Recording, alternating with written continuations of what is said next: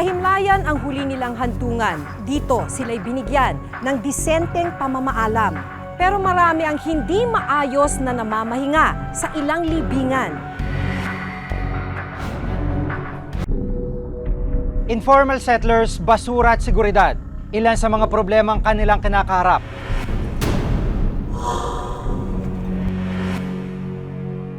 Kasama si Rhea Santos, samahan niyo kami sa paglalahad kung bakit hanggang ngayon kalunos-lunos ang kalagayan ng mga libingan. Ako si Jig Manikan. Ako si Maki Pulido at ito ang Reporter's Notebook.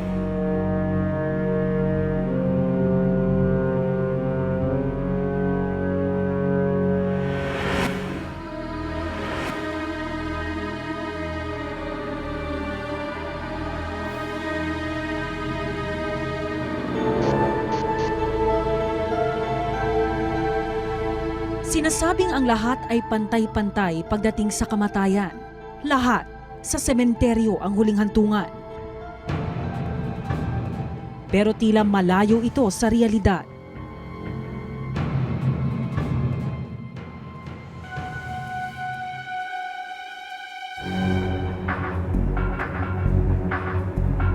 Dahil sa halip na mabigyan ng dignidad, may mga pagkakataong nagiging kalunos-lunos ang kalagayan ng mga nakahimlay sa mga libingan.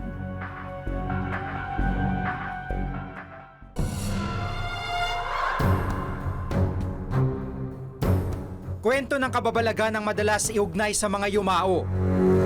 Pero sa ilang sementeryo, mga namayapa naman ang dinadalaw ng kakaibang multo. Sa sementeryo, inaasahan na makakahanap ng katahimikan ang mga patay. Pero sa libingang ito, pagkagat ng dilim, ang mga patay binubulabog ng mga buhay.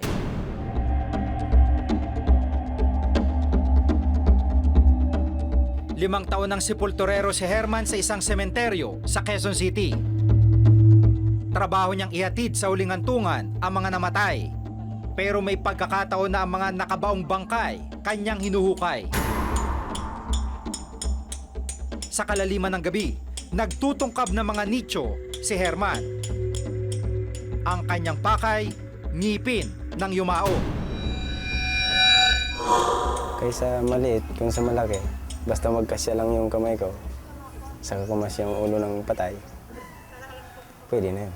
Makakuha lang ng ngipin. Nang gabing yun, bigong makakuha ng ngipin ng patay si Herman.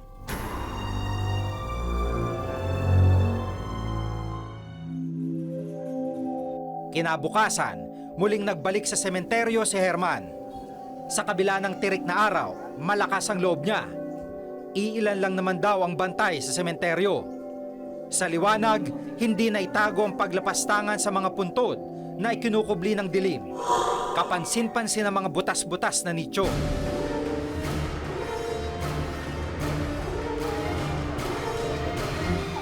Sa isang puntod, isang bungo ang nakuha ni Herman. Agad niyang tinanggal ang mga ngipin.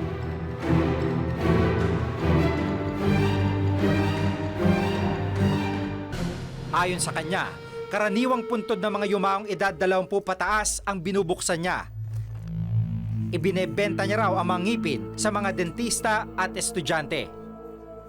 7 pesos ang isang piraso. Isang piraso. Pag buong magaan, Nasa 600 pesos. Yung pag buong ngipin siya na walang sira, pinibili sa amin yun, 600 yun. Pustiso daw, dinadala sa ibang bansa yun. Ina-export na lang. Daan-daang ngipin ang naiipon ni Herman. Tansya niya, hindi raw bababa sa 4,000 piso ang halaga nito. Nakukonsensya din. Kaya lang, wala na rin ako magagawa eh. Yun lang ang tanging paraan para kumita eh. Siguro, kung meron man akong maging trabaho man siguro sa labas ng maganda, siguro kakalimutan ko na itong ganitong trabaho. Itinuturing na krimen ang pagnanakaw ng anumang parte ng katawan ng yumao. Pero sa ilalim ng Sanitation Code of the Philippines, hanggang 1,000 pisong multa at pagkakulong ng hanggang 6 na buwan lamang ang kaparusahan sa paglabag nito. Mula 2004, itinutulak ang panukalang batas na nagpapataw ng parusang 6 hanggang 12 taong pagkakakulong sa pag-aabuso sa karapatan ng mga patay.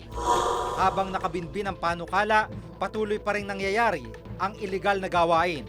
Siguro ay hindi na lang pinapansin o pinapabayaan na lang ng mga otoridad. O walang nagre-report o binabaliwala na lang yung mga patay. Wala na nangyayaring ganyan. The guards are inspecting. Nagkakaroon sila ng pag-iikot bago sila mag-turnover. So yung incoming guards naman, kasama yan na nag-iikot at tine-turnover kung anong nangyari sa loob ng sementeryo. So if that happens to other cemetery, not in Quezon City.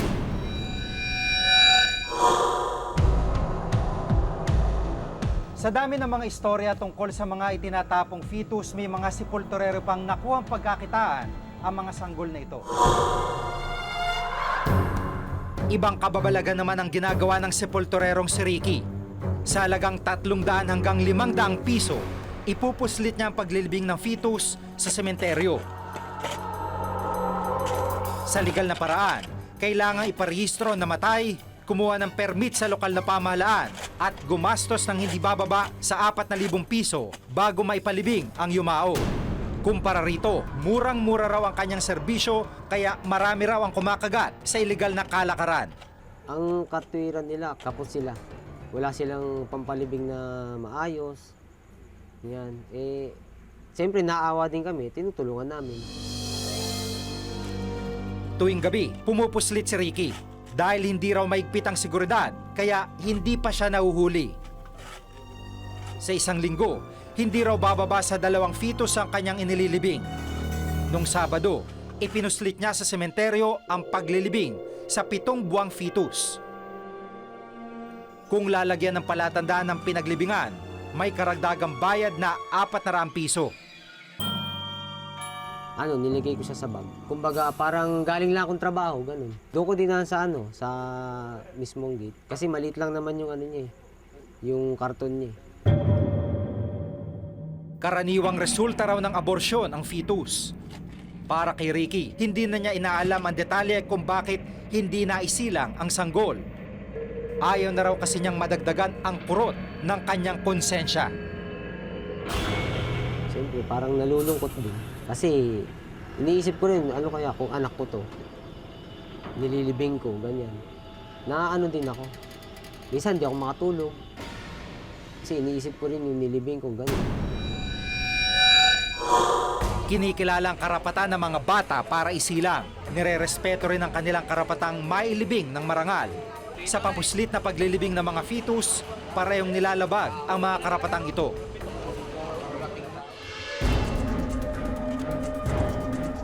Ang lahat ng nangyayaring kababalaghan, mapipigilan daw sana kung mas paigtingin lamang ang seguridad sa mga libingan. Usigin natin sila. At saka mayroon naman tayong tracer. Kung halimbawa nakapasok sa public cemetery yan, sorry. Kailangan na imbestigan namin yung security guard ba't nakapasok. Wala na silang kakayahang magreklamo.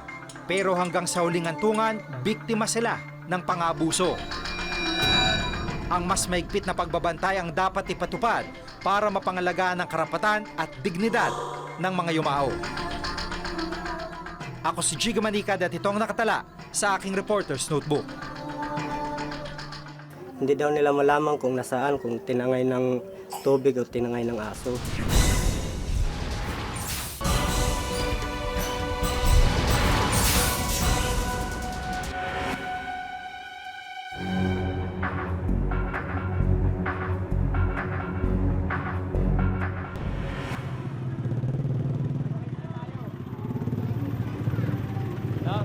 Nasa halos 12,000 ang inililibing kada taon sa Manila North Cemetery.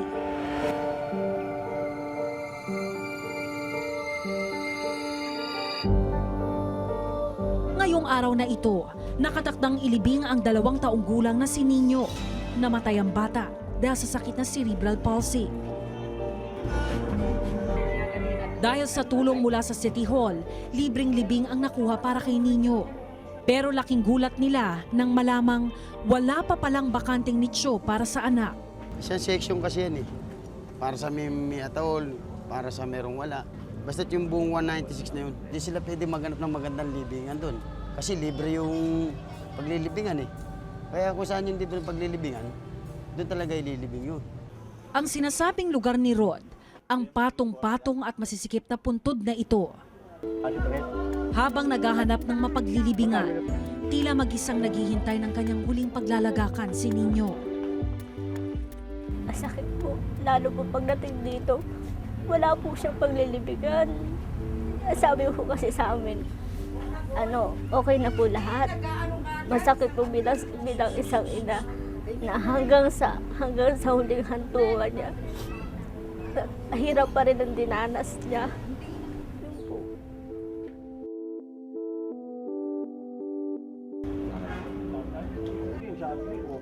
Matapos ang isang oras na pakiusapan, Hindi, papasok na natin bata. Hindi na tayo magtagal. Tapatawa din.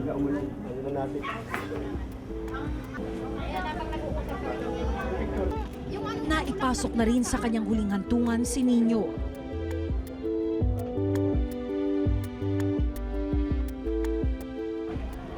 Sa kabilang bahagi ng sementeryo, isa pang libing ang nagaganap.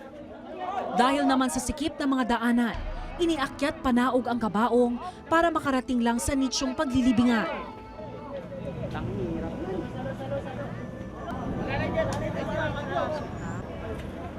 Ayon sa lokal na pamahalaan, gumagawa na sila ng paraan para mapalawak ang Manila North Cemetery.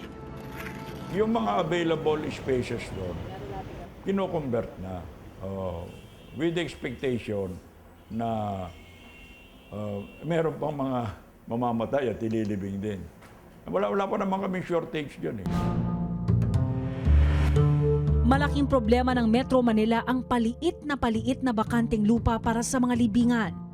Ayon sa HLURB o Housing Land Use and Regulatory Board, karamihan sa mga lungsod dito, kakarampot lamang ang inlalaan na lupa para sa kanilang public cemetery.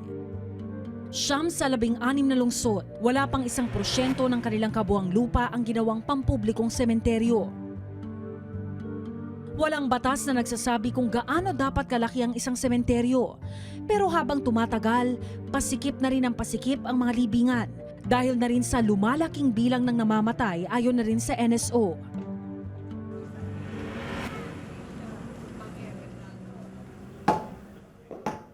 Pagsikat pa lang ng araw, simula na ang trabaho ng magkaibigang Crisanto at Kim.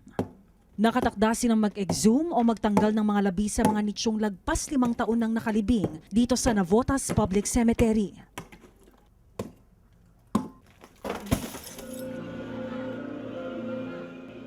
Kada linggo, umaabot ng 10 hanggang 15 ang inililibing dito sa sementeryo.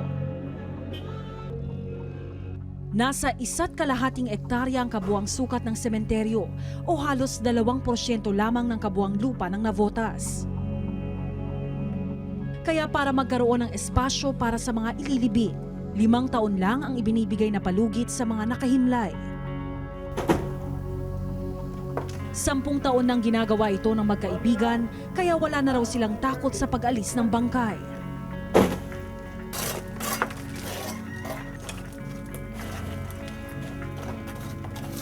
Ang sinulat nilang pangalan ang tanging magiging pagkakakilanlan ng mga namatay. Ayon sa Sanitation Code, dapat ay sa sealed container inilalagay ang mga kinuhang mga labi.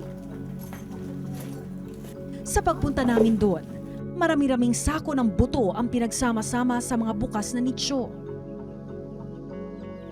Pero ang mas masaklap, kapag walang kumilalang kamag-anak sa mga buto.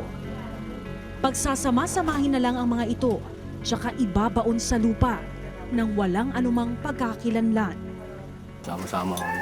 Marami akong binabaon yun. Yung mga nakasako lang kanya-kanyang pangalan. Pagka nabubulok yung sako, wala na, pupudpud na yun. Bali, wala na yun. Sabi na, wala na, tatagal na. Ngayon pala naghahabol. Noong araw na yun, 2 magkasunod na libing ang aming inabutan.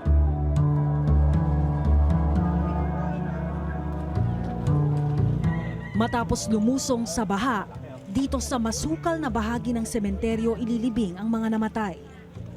Dito na lang kasi may bakanting nicho para sa mga ililibing. Pero kung ang ilan nailibing kahit papaano sa sementeryo, ang iba mas kalunos-lunos ang dinanas. Gaya na lamang ng nangyari sa anak ni Arnel. 2008 nang mamatay si Junior dahil sa sakit sa puso dahil wala nang bakanteng murang nicho sa lugar na puro basura inilibing ang anak. Pero 1 taon matapos siyang ihimlay, bigla na lang raw itong nawala sa kanyang puntod.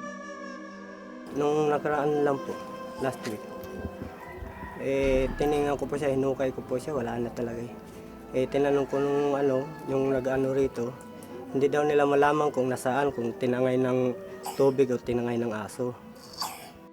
Yun ang tanong ko sa kanila. Tapos yung binalikan ko, tiningnan ko talagang wala na siya. Ito po siya mismo, ito. Iba na po ang iba na po ang nakalibing kasi yung bata na yung tanda ko ng cross lang at saka itong kanto na to. Yung kanto na yan ang tanda ko sa kanya. Sinubukan nilang magtanong sa administrator ng sementeryo, pero biguraw silang malaman kung ano ang nangyari sa anak. Pumunta ko sa kanila, sabi ko, nasaan na po yung nakalibing dito? Sabi niya, wala naman dyan, hindi namin alam kung saan na pumunta, saan na napunta yun. Sabi ko, bira naman kayo, nagbabayad naman kami, bakit ganito? Hindi niyo naman lang sinilip-silip. Baka na malikmata lang siya kasi karamihan talaga ganun pagka sa hukay lang. Minsan nahihirapan silang hanapin sa dami ng nililibing kasi tabi-tabi lang yan.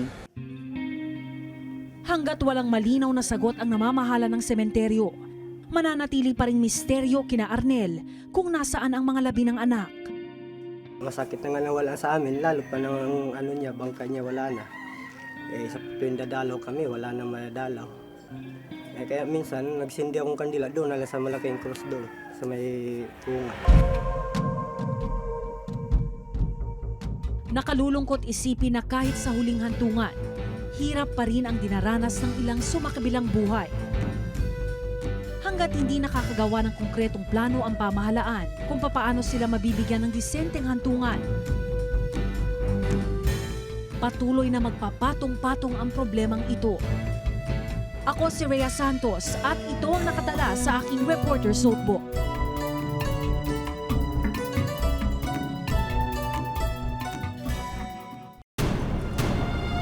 Wala mo bang nagpupunta rito? Hinahanap yung libingan ng mga mahal nila sa buhay. Hinahanap po.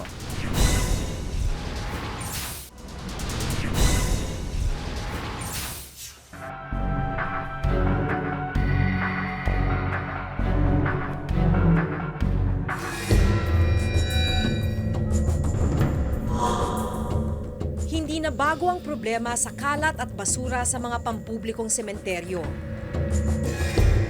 Ang itinuturong dahilan, mga informal settler na tila nakikiagaw daw sa espasyo ng mga nakahimlay.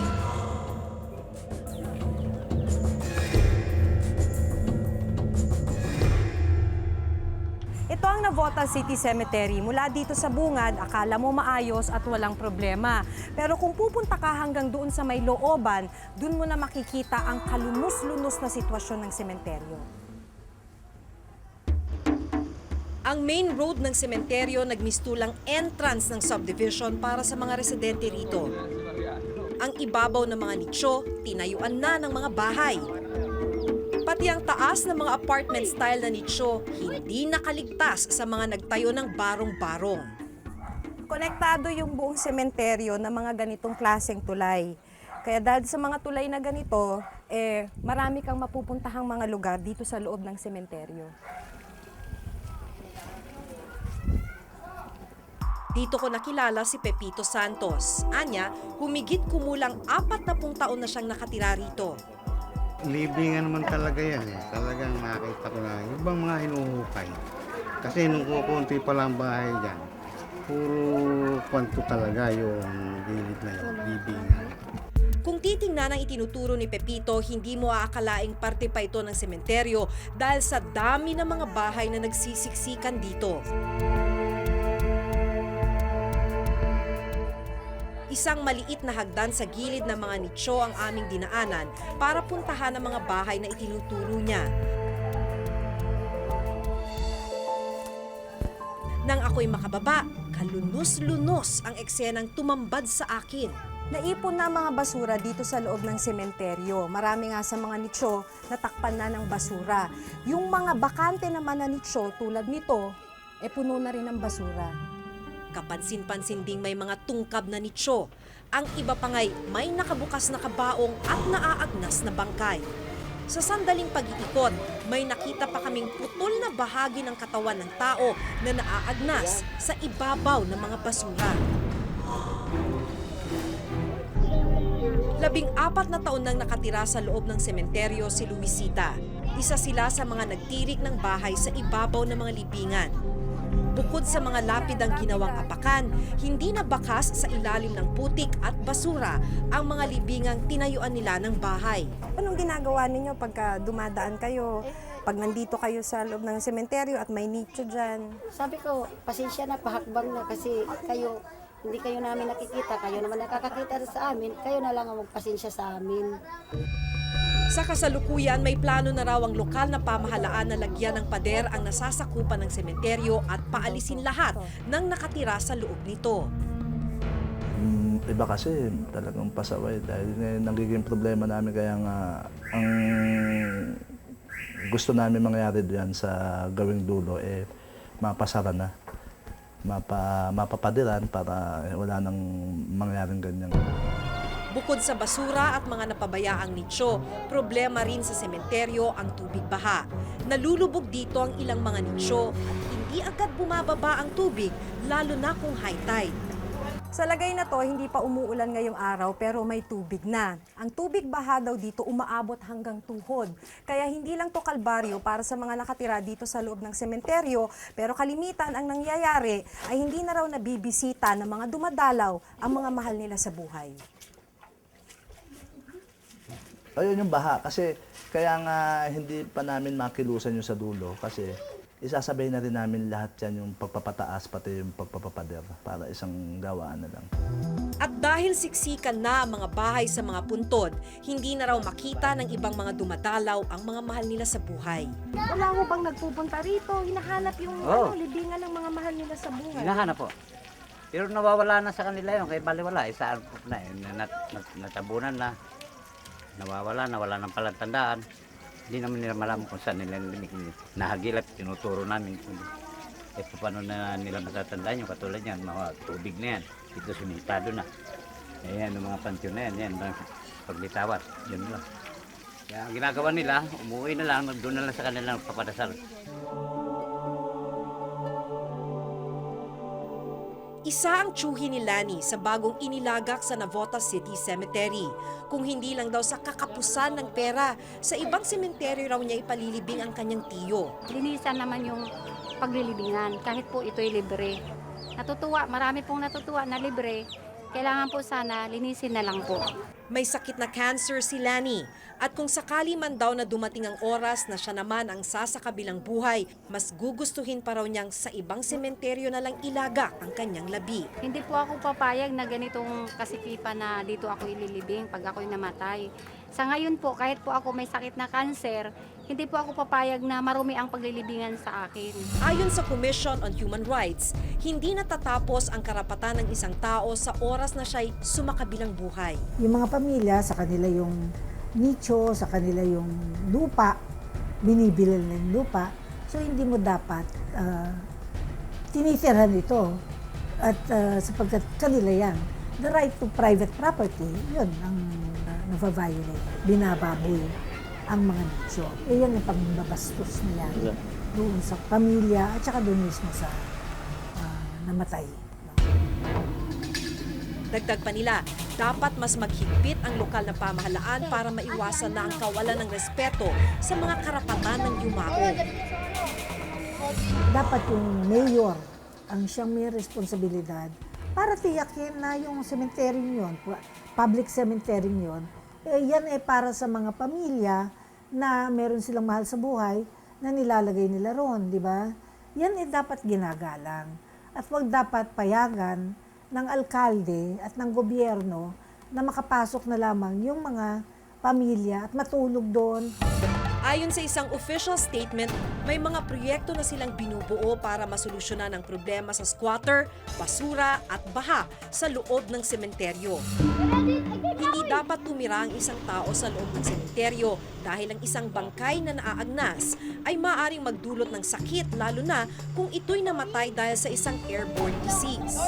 Basta depende dun sa kung ba namatay yung tao na yun sa isang nakakahawang sakit. For example, meningococcemia, for example, na yun yung kinamatay niya. Tapos yung ma-explosion or ma-contaminate yun, then pwede siyang maka-ano talaga. Bukod sa nalalanghap na hangin, maaari ring sakit ang pwedeng makuha kung lulusong ka sa tubig baha sa mga sementeryo. The usual na sakit na nakukuha sa tubig baha kasi marumi ang tubig baha no? So, leptospirosis, diarrhea, lalo na kung may mga peste doon tulad ng daga. Walang magandang may dudulot na mamuhay kasama ang mga patay. Pero habang hindi pa nagagawa ng konkretong aksyon ng ganitong problema at kailangan daw ng masisilungan ang mga nangangailangan nito, magpapatuloy ang kalunos-lunos na kalagayan ng mga sumakabilang buhay sa ilang pampublikong himlayan. Ako si Maki Pulido at ito ang nakatala sa aking Reporter's Notebook.